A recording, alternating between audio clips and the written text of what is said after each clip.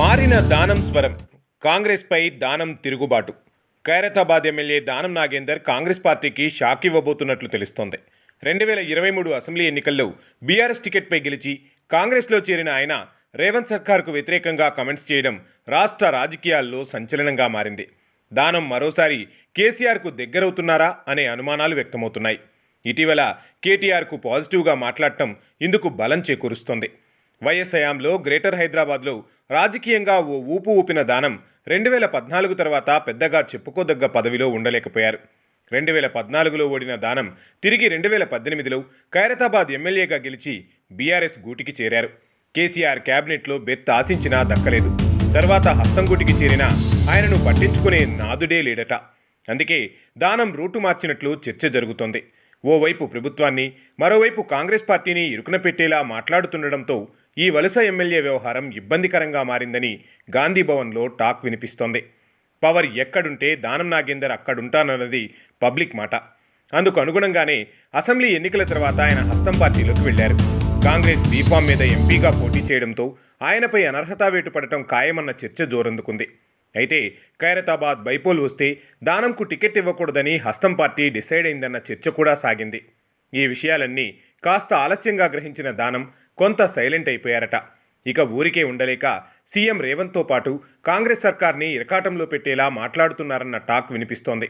రాజకీయ వర్గాల్లో సంచలనం రేపుతున్న ఫార్ములా ఈ కార్ రేసు విషయంలో దానం నాగేందర్ చేసిన వ్యాఖ్యలు కాంగ్రెస్ ప్రభుత్వాన్ని ఇరకాటంలో పెట్టేలా ఉన్నాయంటున్నారు రాజకీయ విశ్లేషకులు. ఈ కార్ రేసుతో హైదరాబాద్ బ్రాండ్ ఇమేజ్ పెరిగిందని, బీఆర్ఎస్ వర్కింగ్ ప్రెసిడెంట్ కేటీఆర్ అదే విషయాన్ని స్పష్టంగా చెబుతున్నారని దానం నాగేందర్ అంటుండడంతో ప్రభుత్వ పెద్దలు, కాంగ్రెస్ నేతలకు ఏం చేయాలో పాలుపోవడం లేదట. ఈ కార్ రేసు వ్యవహారంలో అవినీతి జరిగిందని, దాన్ని నిరూపించేందుకు కాంగ్రెస్ సర్కార్ ప్రయత్నిస్తున్న సమయంలో అధికార పార్టీలో ఉండి దానం నాగేందర్ ప్రతిపక్ష నేతకు అనుకూలంగా మాట్లాడటం ఏంటన్న చర్చ జరుగుతోంది.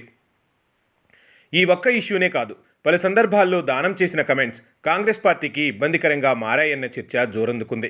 రాష్ట్ర ప్రభుత్వ నిర్ణయాలను విమర్శించేలా, సర్కార్ను కార్నర్ చేసేలా దానం కమెంట్స్ చేస్తున్నారని కాంగ్రెస్ పెద్దలు భావిస్తున్నారట. చెరువుల పరిరక్షణ కోసం తీసుకొచ్చిన హైడ్రాకు వ్యతిరేకంగా విమర్శలు చేసి ఇటు ప్రభుత్వాన్ని, అటు పార్టీని ఇరుకున పడేలా చేశారు దానం నాగేందర్. హైడ్రా కమిషనర్ రంగనాథ్పై తీవ్రస్థాయిలో ఫైర్ అయిన దానం పరోక్షంగా ప్రతిపక్షాలకు ఛాన్స్ ఇచ్చారని అప్పట్లో చర్చ జరిగింది. ఇక అల్లు అర్జున్ అరెస్ట్ ఇష్యూలో కూడా దానం నాగేందర్ ప్రభుత్వ వైఖరిని తప్పుపట్టడం చర్చనీయాంశమవుతోంది. అల్లు అర్జున్ అరెస్టు సరికాదని, పార్టీకి నష్టమంటూ ప్రభుత్వానికి వ్యతిరేకంగా కమెంట్స్ చేయడంతో రేవంత్ అండ్ టీంకు ఏం చేయాలో అర్థం కావడం లేదట. దానం నాగేందర్ ఇలా ప్రభుత్వానికి, పార్టీకి వ్యతిరేకంగా మాట్లాడటం వెనుక అసలు కారణం వేరే ఉందన్న గుసగుసలు వినిపిస్తున్నాయి. తన వ్యక్తిగత సమస్యలు కొన్నింటిని పరిష్కరించాలని ప్రభుత్వాన్ని కోరగా సీఎం రేవంత్ రెడ్డి సహా మంత్రులెవరూ పెద్దగా పట్టించుకోవడం లేదట. అందుకే దానం ప్రభుత్వాన్ని, పార్టీని ఇరుకున పెట్టేలా మాట్లాడుతున్నారని అంటున్నారు. రివర్స్ గేర్ వేస్తేనే తనను పిలిచి బుజ్జగించి అడిగిన పనులన్నీ చేసి పెడతారని దానం భావిస్తున్నారట. ఈ నేపథ్యంలోనే లేటెస్ట్గా దానం కేసీఆర్ను పొగడటం, ఫార్ములా ఈ రేస్ విషయంలో కేటీఆర్కు అనుకూలంగా మాట్లాడటం వంటివి చర్చకు వస్తున్నాయి. అయితే దానం తిరిగి కారెక్కేందుకు ప్రయత్నం చేస్తున్నారన్న టాక్ కూడా బలంగా వినిపిస్తోంది. బీఆర్ఎస్ మాత్రం దానం లాంటి లీడర్లను తీసుకోవద్దని, అలాంటి నేతలను ఎంకరేజ్ చేయొద్దని డిసైడ్ అయిందట. సో అటు హస్తం పార్టీలో తన పనులు చక్కబెట్టుకోలేక, తిరిగి గులాబీ గూటికి చేరుకోలేక డైలమాలో ఉన్నారట దానం. అందుకే పొలిటికల్ రివర్స్ గేర్ వేశారని అంటున్నారు. దానం కమెంట్స్ మీద కాంగ్రెస్ నేతలు ఎలా స్పందిస్తారనేది చూడాలి మరి.